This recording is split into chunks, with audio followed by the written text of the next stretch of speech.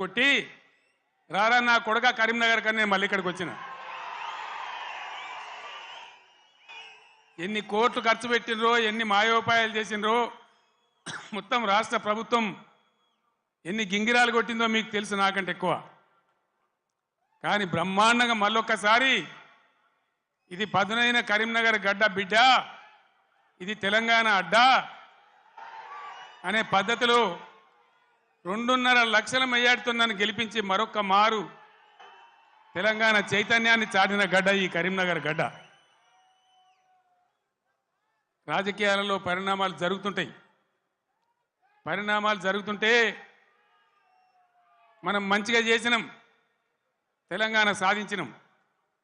నేను మీకు ఒకటే మాట మనవి చేస్తా ఉన్నా, కొన్ని సందర్భాలలో అత్యాశకో దురాశకో లేదా మరో రకంగానో ప్రజలు మోసపోతారు. మొన్న కూడా మోసపోయి కాంగ్రెస్ పార్టీని గెలిపించాను. ఈరోజు 3 నెలల లోపలనే 100 రోజుల్లోనే ప్రజలు ఏం జరుగుతుందో మీకు తెలుసు. మీరందరు గ్రామాలలో ఉంటారు. ఏం మాట్లాడతామంటే మేము ఎక్కువ ఇస్తాం, మీకు 6 సందమామలు పెడతాం, 7 సూర్యులు పెడతాం అని మాట్లాడింది. రైతు బంధు 15,000 వేస్తాం, కళ్యాణ లక్ష్మికి తులం బంగారం కల్పిస్తాం.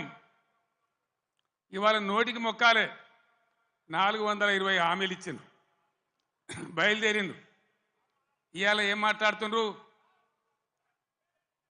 రైతు బంధు అడిగితే చెప్పుతోను కొడతామంటాడు ఒక మంత్రి. నేను చెప్పిన బిడ్డ, రైతుల చెప్పులు చాలా బందోబస్తుంటాయి, దబ్బన వాళ్ళు అదే పనికెత్తుకుంటే ఏమవుతుంది మీకు గతి అని కూడా నేను చెప్పిన. బందోబస్తు ఉండే ఆ రైతుల చెప్పులు. మంత్రిగా ఉన్న వ్యక్తి రైతు బంధు అడిగితే చెప్పుతోను కొట్టుకుంటాడు. ఇంకెవడో సన్నాసిగాడు కూడా అంటాడు. అంటే ఏందన్నట్టు? ఇప్పుడు ఇన్న ముఖ్యమంత్రి ఆయనను 6 గ్యారెంటీలు ఇవ్వయా, కరెంట్ ఎందుకు మాయమైందా, నీళ్ళు ఎందుకు మాయమవుతున్నాయని అడిగితే ఆయన నేను పండబెట్టి తొక్కుతా, పేగులు మెడలేసుకుంటా, పెండ ముఖానికి రాసుకుంటా, చీరుతా సంపుతా, మానవ బాంబునైతా, మట్టి బాంబునైతా అని మాట్లాడతాడు. ఇంత అసహనమా ఒక ముఖ్యమంత్రి మాట్లాడవలసిన భాషనా? ఇది పద్ధత? తెలంగాణ రాష్ట్రానికి సమాజానికి ఇది ఒక గౌరవమా? దయచేసి ప్రజలు ఆలోచించాలని చెప్పి నేను కోరుతా ఉన్నా. ఈ కరీంనగర్ గడ్డ నుంచి యావత్తు తెలంగాణ ప్రజానీకానికి నేను పిలిపిస్తా ఉన్నా. తెలంగాణ ముఖ్యమంత్రి అంటే తెలంగాణ మాట్లాడే మాటలు, ఆ ముఖ్యమంత్రి మాట్లాడే మాటలు, ఎవరన్నా ముఖ్యమంత్రి పదవులు ఉన్న వ్యక్తి మేము మానవ బాంబులం అయితే మనం మాట్లాడొచ్చునా? మాకు మాట్లాడరాదా? తిట్టానంటే తిట్టు తక్కువన్నాయా? ఇవాళ గీయాలకు మొదలు పెడితే రేపు గీయాల దాకా తిట్టచ్చు. నేను మాట్లాడినా, తెలంగాణ ఉద్యమంలో మాట్లాడినా, తెలంగాణ వ్యతిరేకించిన వాళ్ళను దద్దమ్మలు అన్నా, సన్నాసులు అన్నా, సమైక్యవాదం సమగ్రాభివృద్ధి అంటే సన్నాసులారా ఏది రాని మాట్లాడినా. కానీ ఈ విధంగా 10 ఏళ్ళ ముఖ్యమంత్రికి ఉన్నప్పుడు నా నోటి నుంచి ఒక్క రోజన్నా ఒక సందర్భంలోన్నా ఇటువంటి దురుసు మాటలు మీరు విన్నరా? దయచేసి ఆలోచన చేయాలని నేను చెప్పేది చాలా సీరియస్ మాట. ఎందుకంటే తెలంగాణ రాష్ట్రం తెచ్చుకున్నాం, 10 ఏళ్ళు బ్రహ్మాండమైన పాలన చేసినాం.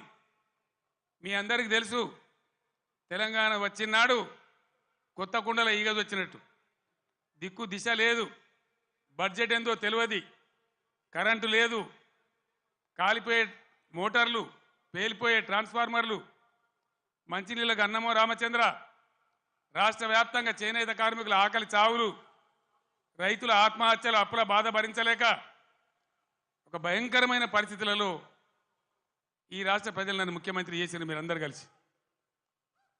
నేనేమన్నా అన్నానా? ఆంధ్ర వాళ్ళు మోసం చేసిపోయినారు, డబ్బులు లేవు, ఖజానా ఖాళీ అని నా నోట్ల నుంచి ఎప్పుడన్నా మీరు విన్నారా? లంకె బిందెల కోసం వచ్చినామని అన్నానా?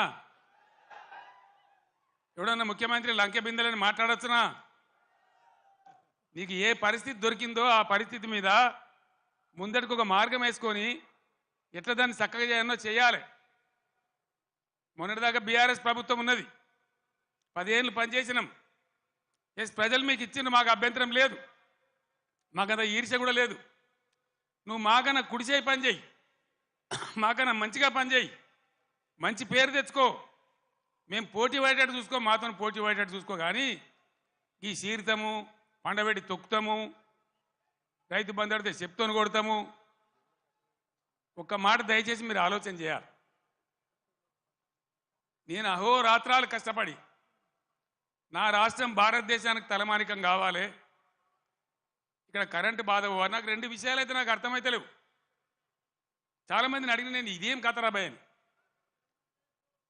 మంచినీళ్ళు భగీరథ ప్రయత్నం చేసి 2-3 నెలలు రాత్రి నిద్ర లేకుండా రాత్రి 3 గంటల వరకు కూడా పనిచేసి ఒక అద్భుతమైన పథకం రూపకల్పన చేసి మంచి సోర్సుల దగ్గర పెట్టి నేను ఒక ఛాలెంజ్ చేసిన అసెంబ్లీలో మీకు జ్ఞాపకం చేస్తా ఉన్నా. ఈ 5 ఏళ్ల లోపు 14 నుంచి 19 వరకు ఈ టర్మ్ లోపల భగీరథ నీళ్లు తెచ్చి ఇంటింటికి నల్లా పెట్టి నీళ్లు ఇయ్యకపోతే మేము మళ్ళీ అసెంబ్లీ నిలవడం ఓట్లు అడగా అని చెప్పి నేను శపథం చేసిన శాసనసభలో.